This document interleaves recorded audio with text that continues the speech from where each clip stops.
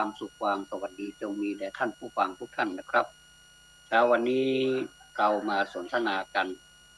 ตามสิทธิ์ที่ได้รับมอบหมายเป็นฉันทานุมัติก็ต้องไม่ลืมพระคุณนะครับ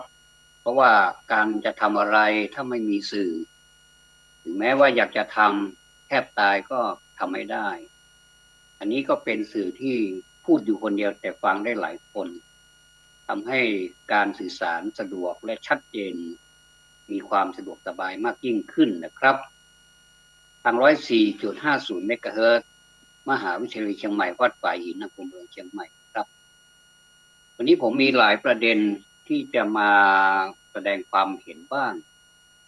และเป็นการแสดงตามพูดตามวิชาการอาจจะเป็นวิชาทางพระพุทธศาสนานะครับเรื่องแต่เรื่องหนึ่งจะเป็นศีลสมาธิปัญญาอันนี้ก็คอยติดตามฟังต่อไปนะครับถ้าผิดนะถ้าพูดประโยคใดผิดก็เดี๋ยวจะเลี้ยงส้มตำก็ได้นะครับแต่ว่าส้มตำนั้นให้แพงมากก็ไม่ได้ก็สู้ไม่ไหวนะครับราคาก็ต้องพอประมาณอะไรก็ตามนะครับถ้าพอประมาณความพอประมาณนี้มันเป็นบ่อเกิดแห่งมิตรภาพ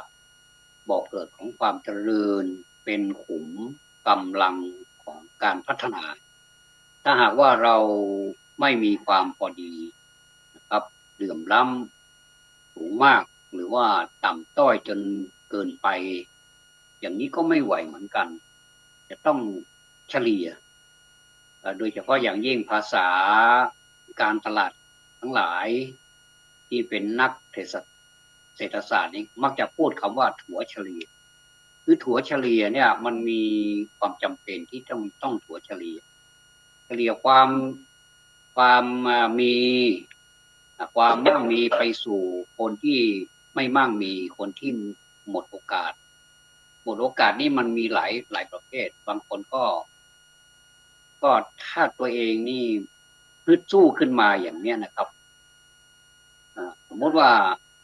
ไปติดอะไรสักอย่างที่เขาหมดกำลังใจที่เขาอยากจะเปลี่ยนแปลงชีวิตแต่มันทำไม่ได้เพราะมันติดไปเสียแล้วอย่างเนี้ยอันนี้ก็เป็นอีกอย่างหนึ่งแต่ว่าถ้าคนตั้งใจจะทำนะครับแม้ว่ายังไม่ติดแต่ว่า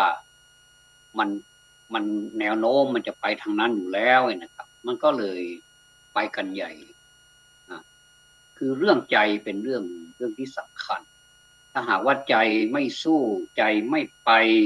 เกิดความกลัวนี้ทุกท่านจำได้ไหมครับว่าความกลัวคืออคติอย่างหนึ่งถ้าเรียกเป็นภาษาบาลีหรือว่าพยาคติ พยาคตินี่พยาคติก็คือภัยความกลัวอันเกิดจากภัยและความอคติอันเกิดจากภัยก็คือความกลัวนี่นะครับถ้าเรามาวิเคราะห์แล้วมันยาวโดยสั้นๆได้ใจความก็คือความที่ไม่กล้าที่จะเผชิญอะไรที่มันทำให้เราเหนื่อยแรงทำให้เราออกแรงอย่างเช่นเราจะทำสวนเอาพื้นฐานนะครับมีที่ดินก็ได้ไม่มีที่ดินก็ได้ถ้าจะปลูกอะไรสักอย่างเพื่อเอาไว้กินไว้ใช้เอาไว้ใช้ในครัวเรือนอย่างนี้เป็นต้นแต่ถ้ามันเหลือแล้วสามารถนำไปขายได้สร้างรายได้ให้ครอบครัวไม่ว่าจะเป็นรายได้มากรายได้น้อยก็ถือว่าเป็นรายได้เก็บออมไว้เงินก้อนเล็กๆก็อาจจะเป็นก้อนโตขึ้นมาก็ได้ก็เห็นเป็นตัวอย่างเยอะแยะไปหมดเลยนะครับ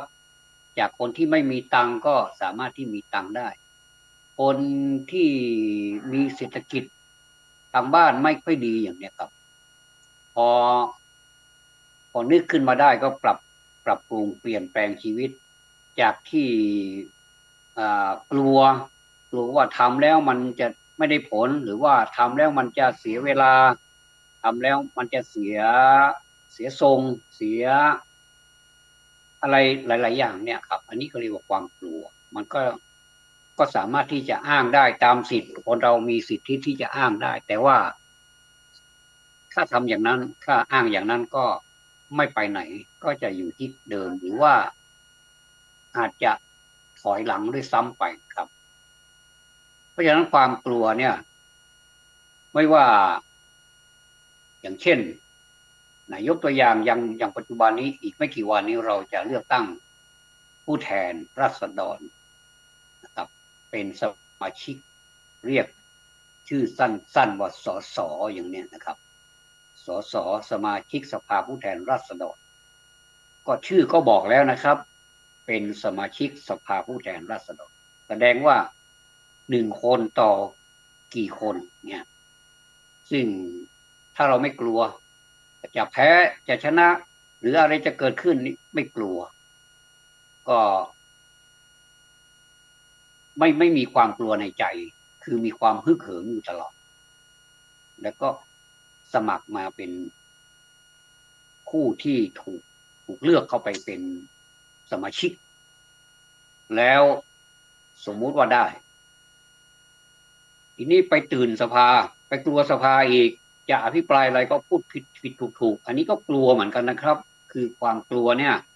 ทำให้เราไม่กล้าในการพูดความจริงบางทีพูดความจริงออกมาครึ่งเดียวก็มีอย่างเนี้ยอันนี้ก็กลัวพูดคำจริงครึ่งเดียวนอกนั้นก็จะเก็บไว้เผื่อเหลือเผื่อขาดอย่างเนี้ยนะครับแต่เห็นหลายท่านจะพูดออกมาหมดเลยความจริงและความไม่จริงเขาก็พูดออกมาเหมือนกันพอๆกันถ้าอย่างนี้เขาเรียกว่าไม่กลัวเป็นไหนเป็นอะไรเป็นการเป็นอะไรก็เป็นไปไหนมันก็จะเกิดอะไรมันจะเกิดมันก็เกิดอย่างนี้นะครับก็ถือว่าอย่างนี้นี่ประชาชนเป็นผู้ได้รับประโยชน์ท่านผมขออนุญาตชื่อนะครับอาจจะไม่เป็นการพาดพิงแต่ว่าเป็นสิ่งที่ดีท่านพลตำรวจเอกเสรีมียเวทท่านหัวหน้าพรรคเสรีรวมไทยท่านพูดไว้ประโยคหนึ่งบอกว่าประชาธิปไตยไม่ใช่เสียงส่วนใหญ่มันเป็นเสียงส่วนใหญ่จริงประชาธิปไตยคืออะไรนะท่านตั้งประเด็นต่างๆประชาธิปไตยท่านก็ตอบเองเลยว่าประชาธิปไตยคือผลประโยชน์ของประชาชนอันนี้คือหลักของประชาธิปไตยจริงๆท่านพูดความจริงมาเลยผมก็ปลื้มไปด้วยว่าท่านพูดมันตรงกับความคิดของเราว่าอย่างนี้ใช่ประชาธิปไตยคือผลประโยชน์ไม่ใช่เสียงไม่ใช่เสียงที่ได้มาเนี่ยคือประชาธิปไตยมันเป็นส่วนหนึ่งของประชาธิปไตยแต่ตัวจริงของมันไม่ใช่มันเป็นผลประโยชน์ของประชาชนส่วนใหญ่ส่วนเล็กไม่รู้ละแต่ว่าขอให้มันเป็นประโยชน์ของประชาชนเมื่อประชาชนได้รับประโยชน์หมดเนี่ยมันก็ถือว่าประชาธิปไตยมีผลประโยชน์มีความสำเร็จในการที่คนหวยหาหรือว่าแสวงหาว่าหลักการประชาธิปไตยใช้ได้จริงและนอกจากนี้มันไม่ใช่ที่จะเป็นแค่นโยบายเป็นเปเปอร์แล้วก็พิมพ์ออกมาว่าใครพรรคอะไรชื่ออะไรแล้วก็ยื่นนโยบายให้ประชาชนดูแต่ว่านโยบายนี้จะทำได้สักกี่อย่างอันนี้ประชาชนก็เป็นหูเป็นตาช่วยเป็นผู้ที่เป็นจับตามองคือวิเคราะห์ไปด้วยนะครับอย่าไปถือว่าไปลงเป็นผู้มีสิทธิ์ใช้เสียงแล้วไปหย่อนบัตรลงในตู้เนี่ยบัตร2 ใบเนี่ยนะครับถือว่าท่านสร้างประเทศชาตินะครับไม่ใช่ว่าท่านไปแล้วท่านไปเพลินๆก็ใครก็ได้ยังไงก็ได้หรือไปทำบัตรเสียหรือว่าอะไรเนี่ยมันน่าเสียใจมันน่าเสียดายเพราะว่านานๆทีเนี่ยเราจะมีโอกาสที่จะเลือกเพราะฉะนั้นนี่ไปลงให้เต็มที่ไปเลยเหมือนม้าในสนามนะครับเวลาจะแข่งขันก็เต็มที่ไปเลยให้มันถึงเส้นชัยนู่นแข่งม้าแข่งรถแข่งอะไรก็ตามเนี่ยให้มันเต็มที่ถ้าเราใช้ power ของเราเนี่ยนะครับเต็มที่แล้วเนี่ย แล้วมันยังไม่ได้ดั่งใจของเราที่เราปรารถนาก็ถือว่าเราภูมิใจไประดับหนึ่งแล้วว่าเราก็เป็นผู้แสดงสิทธิ์เต็มที่ในการใช้สิทธิ์ใช้เสียงนี่มีความสำคัญมากในส่วนตัวผมเนี่ยผมว่านะครับและหลายคนก็ว่าบอกว่ามันเป็นเสียงสวรรค์ท่านเคย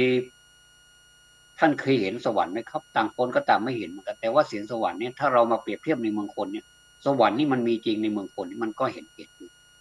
สวรรค์นี่มันมีอะไรบ้างเห็นความเป็นอยู่สะดวกสบายที่บ้านก็มีรถใช้บ้านก็มีหลักมีฐานมีเครื่องใช้ไม่สอยสะดวกมีครอบครัวมีสามีมีภรรยามีบุตรธิดาก็โอเคหมดนะไม่มีปัญหาอย่างนี้นะครับก็ถือว่าบ้านนั้นเกิดเป็นสวรรค์และยังไม่พอบ้านนั้นก็ปฏิบัติธรรมด้วยโอ้ยิ่งสวรรค์ชั้นสูงขึ้นไปเลยนะครับไม่ใช่สวรรค์เพียงแต่เป็นรูปธรรม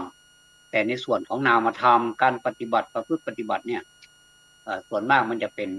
เรื่องของนามธรรมเกี่ยวกับจิตกับใจเกี่ยวกับจิตกับใจเนี่ยเราเป็นผู้มีใจดีไหมเป็นผู้ที่มีความจริงและพูดตามความจริงไหมเราแซงพูดหรือเปล่าอย่างเนี้ยสัจจะในความจริงใจเนี่ยเป็นหนึ่งข้อที่พระพุทธเจ้าท่านสอนเอาไว้นะครับหรือนักปราชญ์ทั้งหลายก็ต่อมาก็สอนเอาไว้ยังยึดหลักนี้อยู่นะครับไม่ได้หายไปไหนสัจจะความจริงใจเนี่ยแม้แต่เราจะทำอะไรเราจะต้องมีสัจจะด้วยว่าเราจะเลิกสิ่งนี้นะเพราะมันไม่เข้าท่ามันเปลืองเหลือเกินอย่างเนี้ยนะไม่รู้ว่าอะไรอ่ะที่เราเสพเข้าไปแล้วแล้วมันติดอย่างเงี้ยเราก็สามารถที่จะใช้ใจที่เรามีสัจจะนี่แหละความจริงใจนี่แหละเข้าไปช่วยไม่ใช่ว่าเพียงลำพังแต่ความคิดของเราไม่ไหวนะครับมันจะต้องมีหลักมีที่พึ่งของชาวพุทธโดยพื้นฐานแล้วก็คือพระพุทธเจ้าพระธรรมพระสงฆ์เป็นต้นนะครับมีตั้งเยอะไปหมดเลยแต่ว่าเราขอให้สามหลักนี้ก่อนมาเป็นต้นมีพระพุทธเจ้าพุทธังสรณังคัจฉามิมีพระธรรมธรรมังสรณังคัจฉามิมีพระสงฆ์สังฆังสรณังคัจฉามิแน่นอนครับคนเราต้องมีมันจะต้องมีอะไรที่มันเคยผ่านมาเนี่ยมันจะต้องมีผิดพลาดมากบ้างน้อยบ้างตามส่วนครับตั้งใจบ้างไม่ตั้งใจบ้างบางทีก็ตั้งใจเอาเลยทีเดียวแต่ว่าพอมาคิดได้โอ้มันมันไม่ดีละคิดว่าตัวเองนี่จะต้องมาเปลี่ยนแปลงปรับปรุงอะไรสักอย่างหรือว่าหลายๆอย่างเนี่ยก็กลับเข้ามาได้พระพุทธเจ้าท่านไม่รังเกียจนะครับก็ที่ไปโปรดคนที่ท่านไปโปรดเนี่ยส่วนมากก็จะสำเร็จชั้นใดชั้นหนึ่งตั้งแต่โสดาไปจนถึงอรหันต์เนี่ยก็แล้วแต่บารมีของแต่ละท่านแต่พระพุทธเจ้าของเราก็ท่านก็ไปโปรดไม่ว่าจะใกล้จะไกลอะไรท่านก็พิจารณาหมดแล้วมาพิจารณาปูมหลังของแต่ละคนที่สำเร็จเนี่ยมันมันมีความเป็นมาที่มีอะไรที่ขาดตกบกพร่องกันไปหมดเลยไม่ว่าจะด้านบวกด้านลบเคยเป็นคนอย่างนั้นอย่างนี้เป็นคนใจแคบเป็นคนที่เห็นแก่ตัวเป็นคนที่ไม่ให้เกียรติผู้อื่นอย่างนี้พระพุทธเจ้าก็ไปเปลี่ยนวิสัยทัศน์แล้วเขาเปลี่ยนหรือเปล่าส่วนมากเปลี่ยนนะครับเปลี่ยนและในธรรมบทนี่พระพุทธเจ้าไปแสดงวิสัยทัศน์นะไปแสดงวิสัยทัศน์ไปแสดงความคิดให้ให้เปลี่ยนความคิดอะไรที่มันดีอยู่แล้วเนี่ยเป็นคนให้ทานอยู่แล้วเนี่ยเป็นการให้เป็นการบริจาคแต่ไปเสียอีกอย่างหนึ่งเนี่ยท่านก็จะต่อยอดให้เป็นคนบริจาคทานก็จะได้อย่างนี้นะก็จะเป็นคนที่มนุษย์ก็รักเทวดาก็รักอย่างเนี้ยเป็นต้นแล้วก็การบริจาคคืออะไรต่างกับการให้ทานอย่างไรอย่างเนี้ยท่านก็จะไปอธิบายให้ฟังเป็นอย่างดีไม่ยากและคนฟังก็จะดำเนินไปตามกระแสพระพุทธดำรัส ท่านตรัสว่าอย่างนี้ไม่มากเลย แต่ว่าคนมันมีบารมีอยู่แล้วก็สามารถที่จะไปต่อยอดได้ว่ากลายเป็นปัญญามีศีลก่อนแล้วก็มีสมาธิแล้วก็มีปัญญาครบสามอย่างเลยนะครับเพราะสามอะไรก็สามนะครับมีพระพุทธเจ้าก็ไม่ได้บอกว่าให้นับถือพระองค์ให้เคารพพระองค์อย่างเดียวนะเอาแค่พุทธังสรณังคัจฉามิก็พอแล้วแต่ท่านก็ใจกว้างท่านก็บอกต้องทำมังสรณังคัจฉามิด้วยแล้วก็สังฆังสรณังคัจฉามิด้วยพระตถาคตจากไปก็จะมีพระธรรมเป็นผู้ดูแลพระธรรมเป็นศาสดาสอนแทนเราท่านไม่ตั้งพระสงฆ์รูปใดรูปหนึ่งแม้จะเก่งกัดจะกันขนาดไหนก็ไม่ได้ทรงแต่งตั้งเลยพระอานนท์ถามแล้วถามเราพุทธเจ้าก็เลยตรัสให้ฟังว่าเราไม่ตั้งใครหรอกเป็นศาสดาแทนเราตั้งพระวินัยกับพระธรรมเป็นศาสดาแทนก็มีมาจนถึงบัดนี้ถ้าไม่เช่นนั้นก็คงจะเดือดร้อนนะครับเดือดร้อนอันนี้เราก็ยังคงอยู่พระรัตนตรัยก็มีพระพุทธพระธรรมพระสงฆ์อย่างนี้นะครับพระพุทธเจ้าก็ไปอธิบายให้ฟังแล้วก็ไปเราเมื่อเรามีเวลาไปศึกษาดูธรรมบทครับเดี๋ยวนี้ง่ายครับเพียงปลายนิ้วแค่นั้นเองเราก็ศึกษาธรรมบทจากมือถือก็ได้จากหนังสือเอกสารต่างๆก็มากมายไปหมดเลยนะครับก็จะอ้างแหล่งที่มาแล้วก็วันเวลาที่พระพุทธเจ้าไปที่ไหนอย่างไรเกิดเหตุการณ์ที่ไหนอย่างไรแล้วก็ไปทำกิจกรรมอะไรให้คนได้มีดวงตาเรียกว่ามีดวงตาเห็นธรรมหรือว่าสำเร็จจากการฟังธรรมมาถึงตรงนี้นะครับไม่ใช่ผมว่าคนเดียวก็มีคนฝากมาด้วยว่าเราจะทำยังไงกับการที่เราไป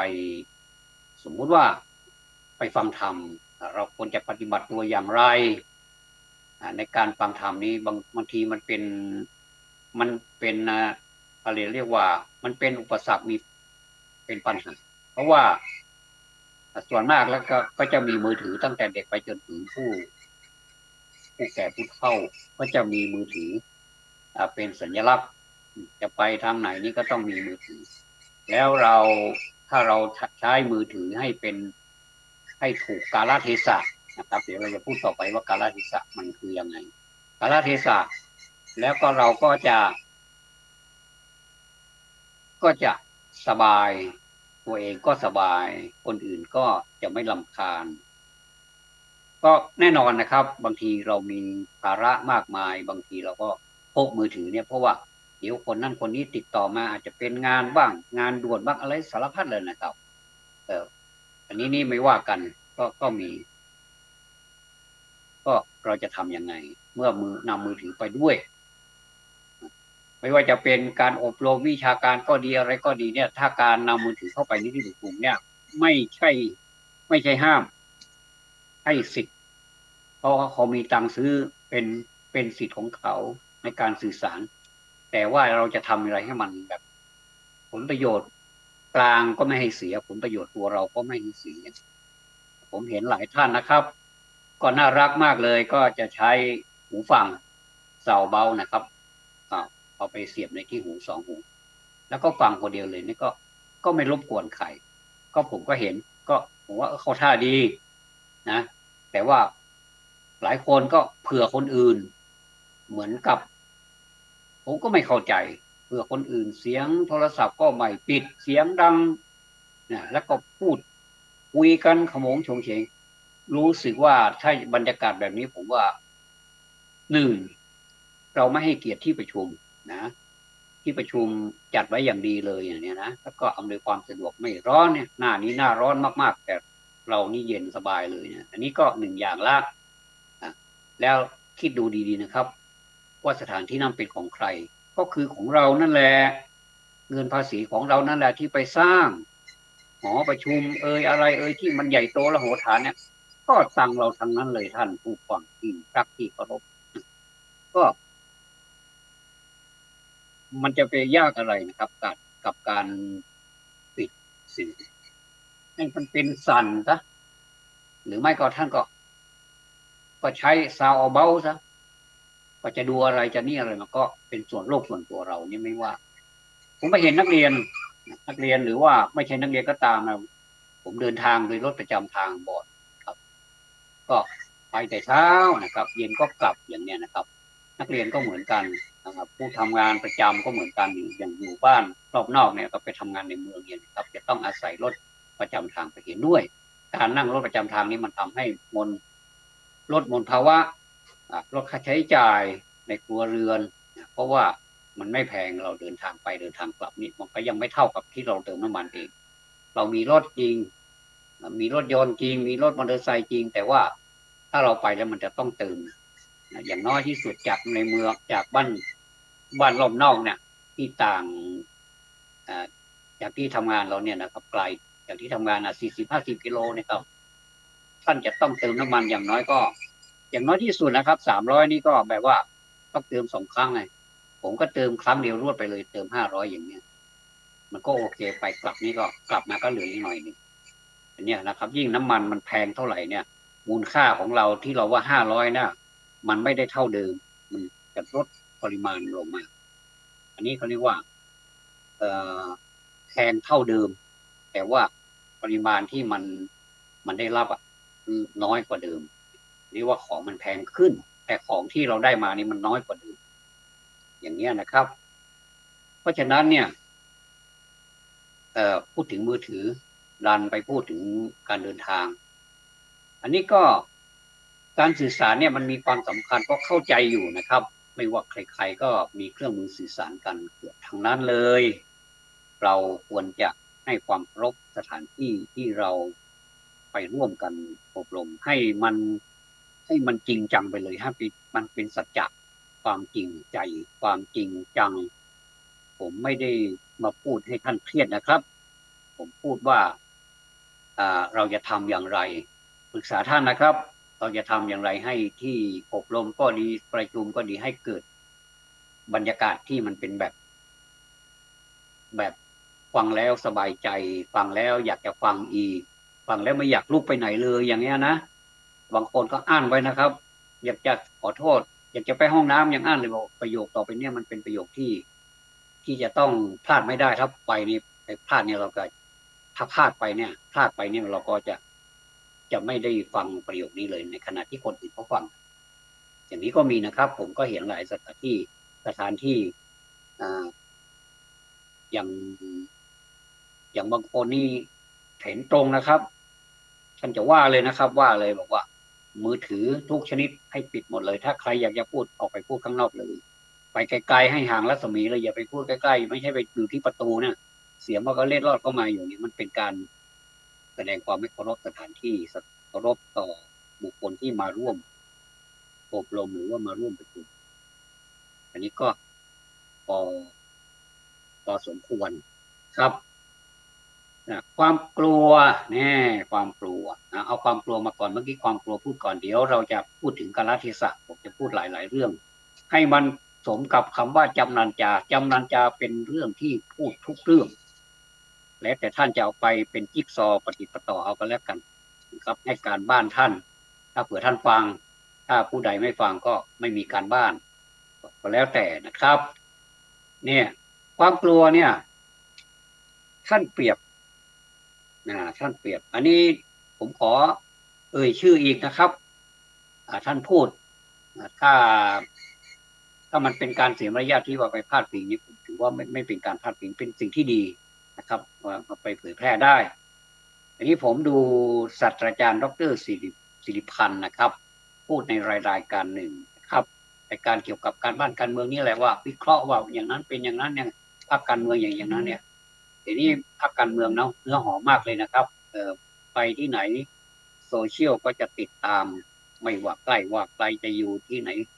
ตรอกซอกซอยที่ไหนจะตามไปเป็นครัวเลยนะครับแล้วก็มานำเสนอประชาชนให้ประชาชนเป็นผู้พิจารณาว่าควรหรือไม่ควรอย่างไรให้เฟ้นเอานะครับมีเยอะแยะหมดเลย500ที่นี่นะจะเยอะแยะไปเลย400ส.400เขตแล้วก็ปาร์ตี้ลิสต์อีก100ก็เป็น500ที่นั่งเลยนะให้มันแบบเต็มเหยียดไปเลยไม่ใช่เล่นนะครับอันนี้เอาจริงเอาจังแล้วเอาไม่ใช่เล่นดรศาสตราจารย์ดรสิริพันธ์ท่านกล่าวว่าความ กลัวมันมาเหมือนโดเรมอนในกระเป๋ามีอาวุธกลัวบางอย่างเนี่ยอ่ามันมันจะเตรียมตัวมันตลอดเลยนะครับอ่าอย่างเช่นคนขี้กลัวคนขี้หวาดระแวงเนี่ยมันก็จะมีอาวุธอยู่ในกระเป๋าอยู่อะไรสักที่หนึ่งที่มันซ่อนอาวุธมันไว้อะแล้วก็เดี๋ยวเราจะมาเปรียบเทียบกับความกลัวในพุทธศาสนานะความกลัวของปุถุชนทั่วไปเนี่ยก็จะมีอาวุธซ่อนไว้ถ้าเราเผื่อเราไปดูหนังจีนนะผมก็ชอบดูหนังจีนถึงแม้ว่ามันจะเป็นเรื่องที่เป็นหนังหนังแอคชั่นเลยนะครับสู้กันอุตลุดนี่นะฝุ่นตลบเนี่ยนะเออก็มันดีเหมือนกันส่วนมากแล้วก็คนร้ายเนี่ยนะครับเขาไม่ซื่อสัตย์ก็ไหนๆมันก็ชื่อคนร้ายอยู่แล้วมันจะซื่อสัตย์ได้ยังไงนะครับมันจะมีอาวุธลับอยู่บางทีมันยอมแพ้บอกว่ายอมแพ้แล้วก็ทำเป็นแบบเนี่ยมันลวดลายไงเขาเรียกว่าลวดลายเขาเรียกลูกแพ็กติกลวดลายเดี๋ยวก็ใช้อาวุธลับนี้เข็นฆ่าตายไปหลายต่อหลายคนแล้วก็เอาตัวรอดไปได้อันนี้เราเรียกว่าเหมือนความกลัวเหมือนโดเรมอนในกระเป๋ามีอาวุธนั่นแหละเหมือนกับหนังจีนที่มีอาวุธลับอยู่ในกระเป๋าบ้างอยู่ในขออภัยนะครับอยู่ในรองเท้าบ้างอยู่ในผมบนศีรษะนี่บ้างก็สารพัดเลยนะครับก็ว่างอาวุธลับไปนะไปโดนใส่ผู้คนก็ตายล้มตายกันเป็นมากเป็นว่าเล่นอย่างเงี้ยนะครับอันนี้เขาเรียกว่าความกลัวมาเหมือนโดเรมอนในกระเป๋ามีอาวุธอันนี้ท่านศาสตราจารย์ดรสิริพันธ์ท่านพูดเอาไว้เราก็สังเกตดูคำพูดของแต่ละท่านนี่มันมีความหมายก็เลยหยิบเอามาขออนุญาตหยิบมาพูดต่อนะครับบางทีก็คำพูดอย่างเราไปถึงพูดถึงกาลเทศะดีกว่านะกาลเทศะนี้จะลืมนะครับกาลกาลแปลว่าเวลาเทศะแปลว่าสถานที่กาลกาลเวลานี่เอามารวมกันให้รู้จักเวลาและสถานที่การรู้จักเวลาและสถานที่นี้เป็นอุปกรณ์หนึ่งที่ทำงานอะไรที่เราลงทุนลงแรงไปแล้วเนี่ยมันสำเร็จผมยกตัวอย่างง่ายๆยกตัวอย่างการทำสวนนี่มากมายเหลือเกินซึ่งอยากจะให้ผู้คนมีที่ดินก็อย่าให้มันเป็นแปลงว่างเปล่าปลูกอะไรก็ได้มะเขือพริกอะไรก็ได้เป็นต้นผักอะไรก็ได้ให้มันพอเป็นอาหารของเรามันมันก็ไม่ได้อาศัยอะไรมากเดี๋ยวนี้มันก็จะเริ่มเข้าหน้าฝนแล้วยิ่งสบายใหญ่เลยไม่ต้องได้รดน้ำแต่ว่าเราจะดูแลจะพรวนดินมันจะดูแลมันให้ปุ๋ยมันให้ดาหญ้าอะไรต่างๆเนี่ยแต่ว่าหญ้าเนี่ยนะครับเราถ้ารู้ใจพืชนะครับอย่างเช่นตระกูลถั่วอะไรเนี่ยไม่ใช่ตระกูลถั่วอย่างเดียวไม่ว่าจะเป็นอะไรเนี่ยเวลาเราไปดาหญ้าเนี่ยอย่าไปดาให้หมดเอาเอาเหลือไว้บ้างเผื่อมันเป็นอุปการะต่อกันและกันบางทีมันก็พืชของเรานี่มันก็อาศัยความเย็นจากหญ้ามาปกคลุมมันเหมือนกันบางทีนะผมก็มาแปลกใจเหมือนกันบางทีเราดาหญ้าจนหมดเลยเหลือแต่ต้นพืชบางทีต้นพืชตายนะครับ อันนี้ประสบการณ์ตรงนะหลายท่านก็คงจะเจอมาแล้วเหมือนกันเราไปดาหญ้าหมดเลยหวังดีประสงค์ร้ายหรือเปล่าดาหญ้าแล้วก็พรวนดินให้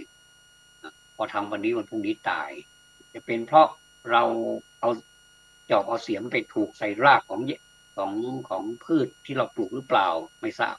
แต่เรามาระวังนะผมมั่นใจว่าผมไม่ได้ทำไม่มีการรบกวนพืชอะไรแต่ว่าตั้งใจจะไปถอนอาจจะเป็นเพราะถอนแล้วไปกระเทือนพืชหรือเปล่าหรือว่าพืชมันไร้เพื่อนมันคงจะเอาหญ้านั่นแหละเป็นเพื่อนมันล่ะ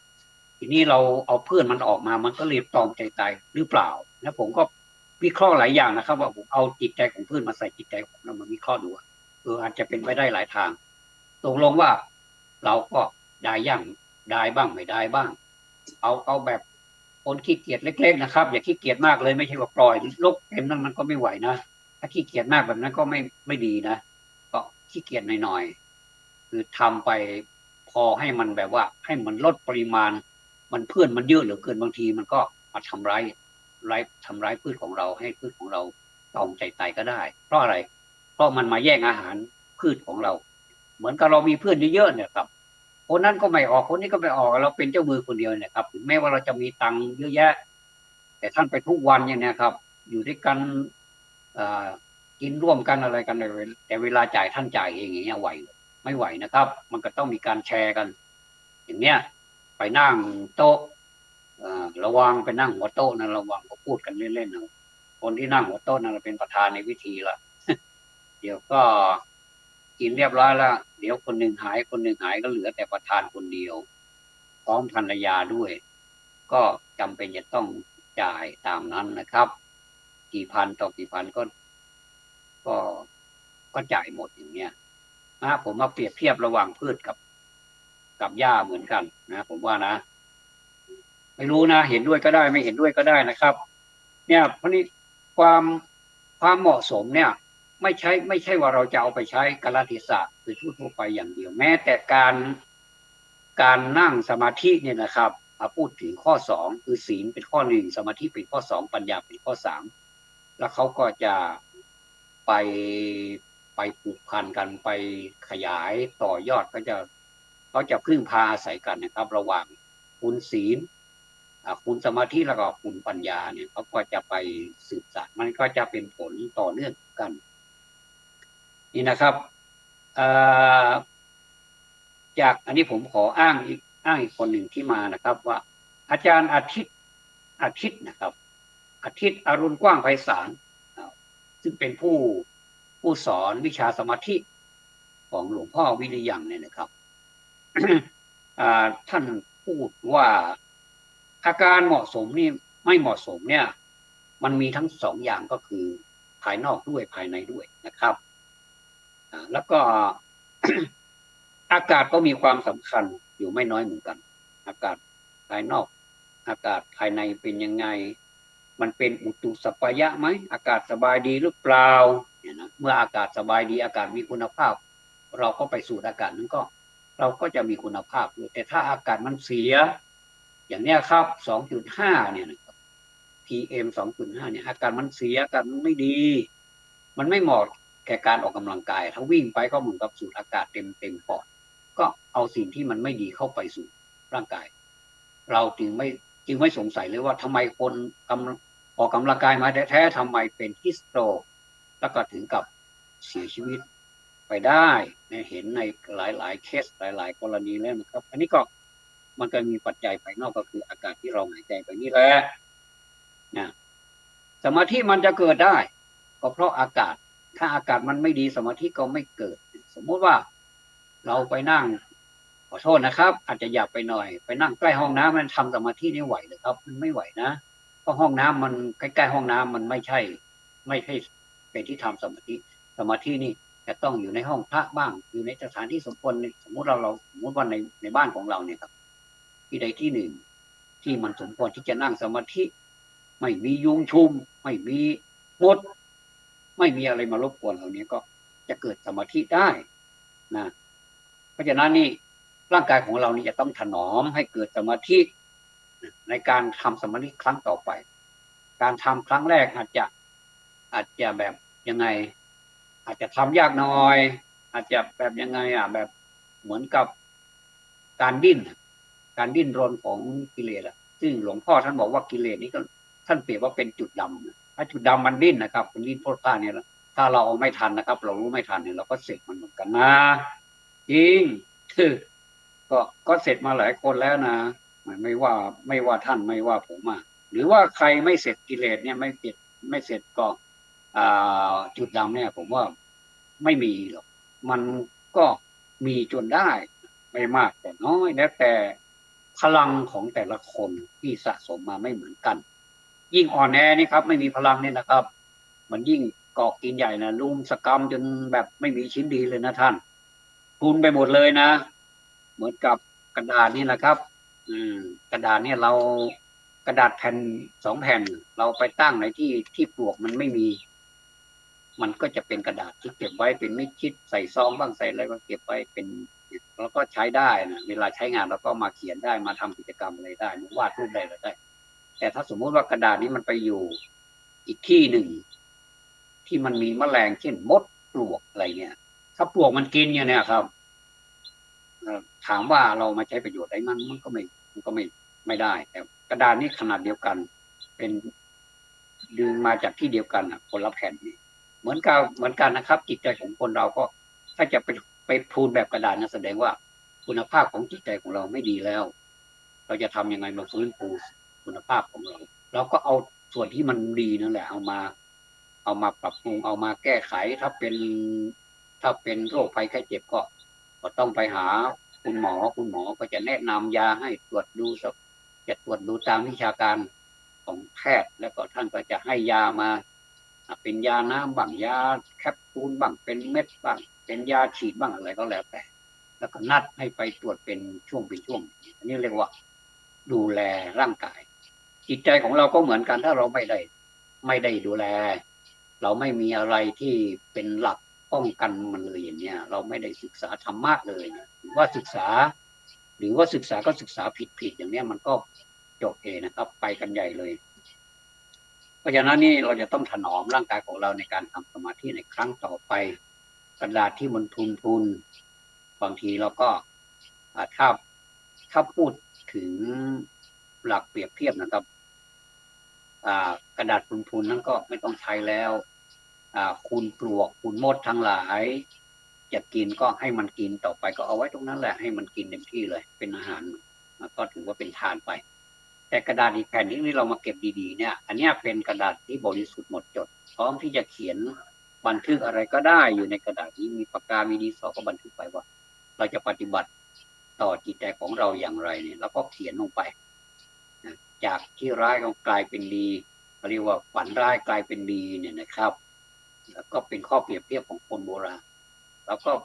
ฝันร้ายมาตลอดแต่ว่าแต่ทำไมมันมีแต่โชคแต่ลาภแต่บางคนฝันดีบางคนก็ฝันเห็นกระทั่งเป็นตัวเลขแต่ไม่อยากกระตุกสักทีเลยไม่อยากกระตุกสักทีเลยก็แสดงว่าฝันดีมันก็จะกลายเป็นร้ายจริงหรือเปล่าแต่คนเราก็มักจะพูดนะครับก่อนจะเข้าสู่นิทราก่อนที่จะหลับจะนอนก็บอกว่าฝันดีนะจ๊ะอย่างนี้นะครับไม่มีใครอวยพรให้ฝันอะไรก็ตามนะให้มันมีความสบายใจฝันร้ายก็ได้ฝันดีก็ได้ไม่อยู่ที่ตัวคุณถ้าคุณประพฤติดีมันก็จะฝันดีถ้าประพฤติไม่ดีมันก็จะเหนื่อยเหลือเกินในการฝันนี่มันเหนื่อยเหลือเกินเพราะว่าไปสู้รบปรบมือกับใครก็ไม่รู้บางทีรู้จักบ้างไม่รู้จักบ้างก็เหนื่อยจะตายบางทีก็ออกจากปากมาเลยนะครับบางทีก็ได้ยินเสียงตัวเองเอามาเป็นการที่ว่าร้องออกมาเลยเนี่ยบางทีก็ได้ยินประโยคท้ายสุดนั่นแหละแต่พอมาลำดาไม่รู้ไปอยู่ที่ไหนเราไปอยู่ในเหตุการณ์นั้นได้อย่างไรนี่หลวงพ่อท่านบอกว่าเป็นอาทิสมานกายก็คือร่างกายที่มันละเอียดเนี่ยจิตที่มันละเอียดเนี่ยมันจะออกจากร่างกายของเราไปในขณะที่เรานอนอยู่เพราะฉะนั้นการนอนเนี่ยครับเป็นการเสี่ยงภัยมากที่สุดเลยเนี่ยเรานั่งอยู่เนี่ยเรายืนเดินนั่งนะเว้นนอนนะยืนเดินนั่งกินดื่มทำพูดคิดเนี่ยอันนี้เราแสดงว่าเรามีสติเราเห็นเราได้ยินแต่พอเราไปนอนแล้วเนี่ยนะได้ยินนี่ก็ไม่ได้ยินละแต่เสียงหัวใจนี่ยังทำงานอยู่ตุบแต่ว่าทวารเราปิดละตาเราก็หลับก็ปิดหูที่เราเคยได้ยินก็ปิดแต่มันมีอย่างเดิมนะมันมีเหมือนเดิมตาก็อยู่ที่เดิมหูก็อยู่ที่เดิมแต่ว่าหัวใจนี่ทำงานตุบมันจะไปเมื่อไหร่ก็ไม่รู้นึกไปนึกมามันก็เสียวเหมือนเนาะนี่เขาเรียกว่าบางคนก็ปรารถนาเอาเลยตั้งความปรารถนาเลยนะครับความปรารถนาผมก็ได้ยินบ่อยแม้แต่ผมก็เคยพูดเหมือนกันว่าถ้าจะไปก็ขอให้มันไปดีๆเถอะบ้านเราเรียกว่ารับลวดเนี่ยเป็นไหลตายนะแต่ว่าผมบอกการตายเนี่ยมันไม่ดีสักอย่างคือตายนี่คือการจบชีวิตไปเลยแต่ถ้าเรายังมองในภาพบวกมันก็ดีไปอย่างเราอาจจะจากที่มันแบบโหลำบากเหลือเกินอยู่อยากลำบากเหลือเกินขับแขนใจเหลือเกินไม่สะดวกไม่สบายอะไรสักอย่างจะเอาชนะจะทำอะไรก็ไม่สำเร็จสักอย่างเนี่ยให้มันตายไปซะแล้วก็ไปเกิดชาติใหม่แล้วมันก็จะได้ เปลี่ยนเหมือนกับสมุดเล่มนี้เราบันทึกไว้เยอะแยะเหลือเกินมันไม่ดีตลอดระยะเวลาที่เราบันทึกมาเนี่ยบันทึกแต่ละวันเนี่ยมันไม่มีความสำเร็จและแม้แต่วันเดียวเนี่ยนะแม้แต่ร่างกายนี่ก็โรคภัยไข้เจ็บเบียดเบียนเนี่ยเราก็ไม่อยากจะได้แล้วบันทึกฉบับนี้ก็บางคนก็ถึงกับอยากเผาไปเลยเราอยากจะไปบันทึกใหม่ที่บอกว่าวันนี้ทำอะไรสำเร็จบ้างอยากจะกินอะไรก็ได้กินอยากจะ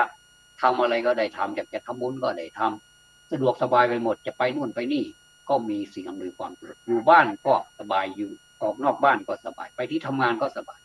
เขาเรียกว่าสบายไปหมดเลยอย่างเงี้ยแต่ระวังอย่างเดียวก็คือถ้าสบายเกินไปก็จะเกิดความประมาทเมื่อไหร่แล้วก็เสร็จมันเมื่อนั้นเหมือนกันก็จะเกิดคำถามคำโตๆเลยบอกว่าทำไมสะดวกสบายอย่างนั้นและทำไมไปพลาดพลั้งเพราะว่าเราสมัครประมาทเกินไปเพราะฉะนั้นเราเกิดมามีความทุกข์ความยากบ้าง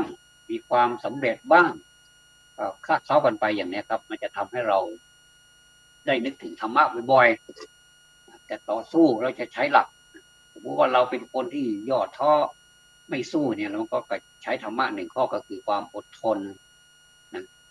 ความอดทนก็คือขันติความอดทนนะแล้วก็เราเป็นคนที่ถอดใจง่ายไม่มีความขยันเลยนะก็จะมีวิริยะความเพียรพยายามไปพยายามวายามะความเพียรพยายามไปก็มันก็จะเกิดผลในทางบวกทันทีที่เราปฏิบัติมันก็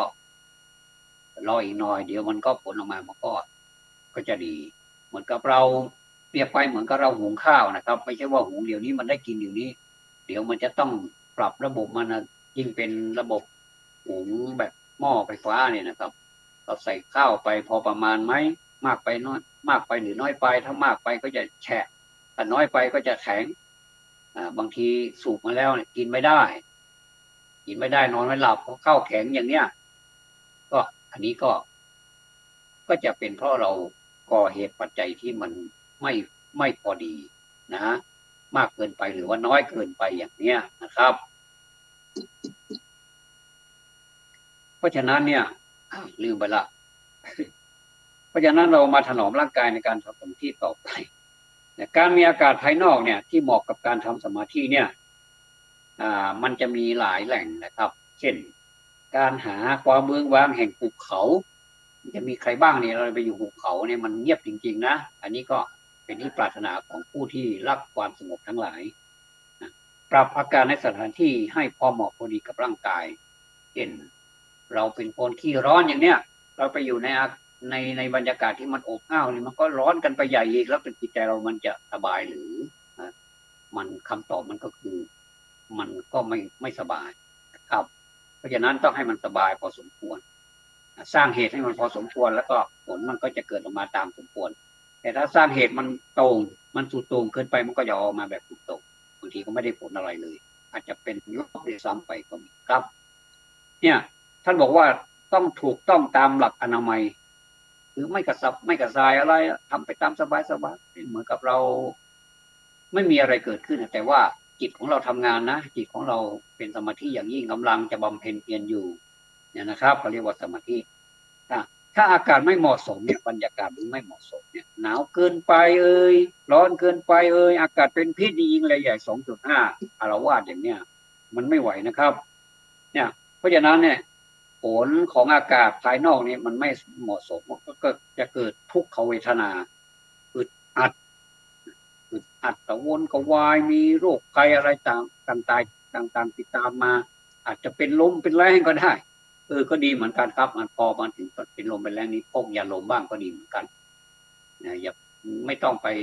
หวั่นกับคำพูดนะผมว่าเท่าแก่แล้วเป็นคนเท่าแก่แล้วบางทีมีแต่ในกระเป๋ามีแต่ยาลมยาดมยามองอะไรต่างๆเนี่ยก็แล้วแต่มันเป็นสิ่งที่ไม่ว่าอะไรก็แล้วแต่มันเป็นอย่างนั้นจริงๆนะที่เราเป็นลมกระทันหันมาเนี่ยเราทำยังไงก็ต้องคว้าในนั้นก็ต้องมีพัดมีเรียกว่าบ้านเราเรียกว่าวีที่พับได้นะ สำหรับเอามาพัดให้อากาศให้มันแบบเย็นสบายถ้าเป็นอะไรไปเนี่ยในกระเป๋าเรานี่ช่วยได้นะครับกระเป๋ามือถือกระเป๋าอะไรต่างๆเนี่ยไม่ว่าจะเป็นผู้ชายผู้หญิงเนี่ย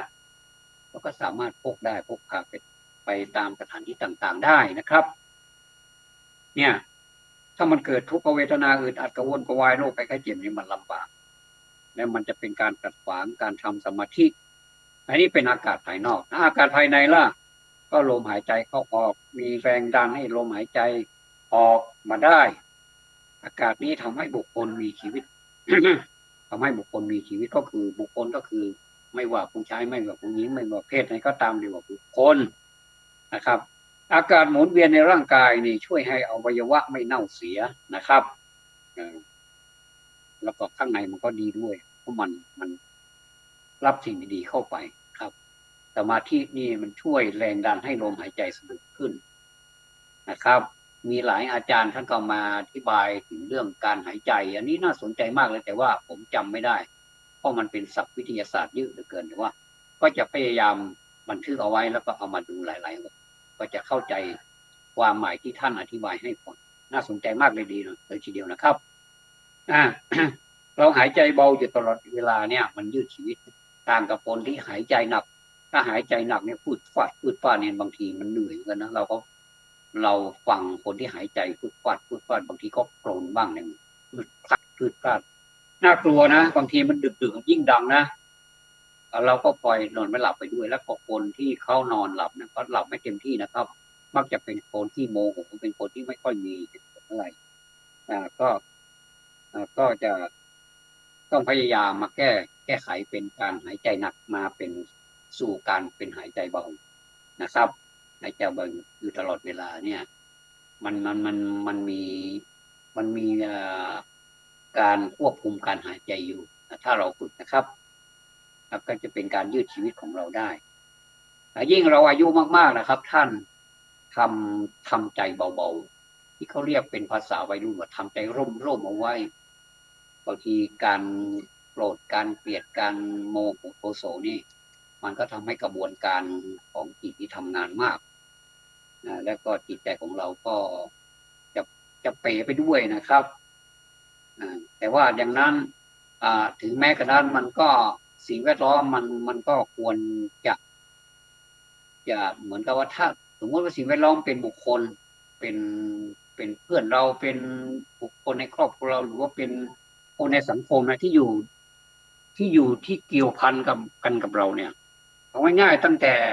ครอบครัวเป็นต้นเนี่ยมาครอบครัวเล็กๆเนี่ยไปจนถึงใหญ่ๆเนี่ยครับเขาเรียกว่าจะต้องเห็นความสำคัญของกันและกันไม่ใช่ว่าไม่แก้ไขแต่อีกฝ่ายหนึ่งแก้ไขแทบตายเครียดจะตายอยู่แล้วเนี่ยนะครับ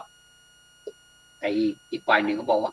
สบายอย่างเนี้ยนะมันก็สบายได้ถ้าคุณทำตัวให้มันสบายในที่นี้หมายถึงสบายให้มันถูกตามหลักด้วยนะครับไม่ใช่สบายในตามสไตล์ของคารานังนะซึ่งเราสบายแบบอาเสวนาจะพาลานังนะครับเราไม่สนทนากับคนพาลทั้งหลายเนี่ยไม่คบคนพาลเนี่ยนะปานิตานันจะเสวนาปูชาจะปูชนียนังจะตามมังคลมุตตะการไม่คบคนพาล การเสพบัณฑิตเนี่ยเป็นอุดมมงคลอันสูงสุดอย่างนี้เป็นต้นนะครับเพราะฉะนั้นนี่เราทำสมาธิทำใหม่เนี่ยเป็นคำสั่งตัวเบลเลยนะครับคำสั่งก็คือทำสมาธิคำตอบก็คือทำสมาธิเพื่อสะสมพลังจิตสะสมพลังจิตไม่ให้ไปอบายภูมิไม่ให้ไปอบายภูมิเราก็รู้อยู่นะครับว่ามันคืออะไรครับอากาศภายในมันขัดข้องความชำรุดของร่างกายอากาศในร่างกายไม่ดีเป็นแหล่งโรคภัยนะโรคภัยไข้เจ็บทั้งหลายแหล่เนี่ยนะไม่ต้องมาเป็นเพื่อนนะครับทำสมาธิไม่ได้ดีเนี่ยถ้าแรงดันมันไม่พอเนี่ยลมไม่ออกอันนี้มันก็ตาย